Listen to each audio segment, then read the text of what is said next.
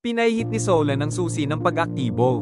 Ang makina ng negatibong resonensya na idinisenyo upang baliktarin at tunawin ang mga ugnayan sa pagitan ng mga agos ng mahika at mga mekanikal na network ay nagsimulang umalingaw-ngaw. Isang mababang alon, tinimpla sa dalas ng pagbura, ang kumalat sa silangang bahagi.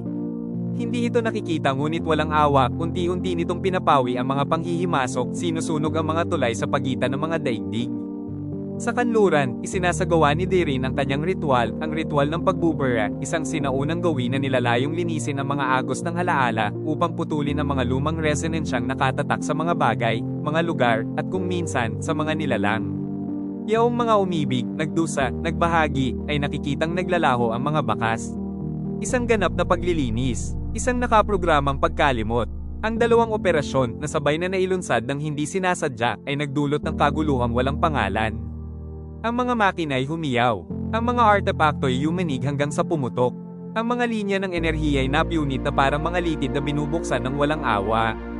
Ang langit, banihag ng disonansya, ay nagdilim. Naramdaman ni Lyra ang pag-uga ng mundo. Pagkatapos, isang mas malalim na lamig. Isang kawalan.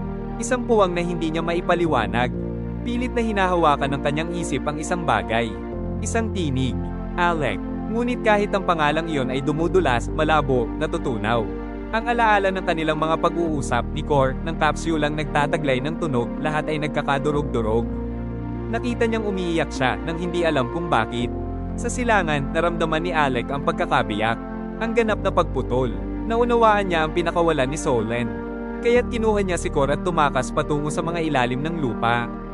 Wala na siyang ibang pagpipilian. Ang pinagmulan ng relay, nakabaon sa ilalim ng pader, ang tanging tulay na nagdurugtong pa sa mga daigdig. Ang huling lugar na hindi pa nalilinis. Ang tanging pag-asa upang mailigtas ang kung ano ang unti-unti nang nawawala. At samantala, unti-unting nagsasara ang pader.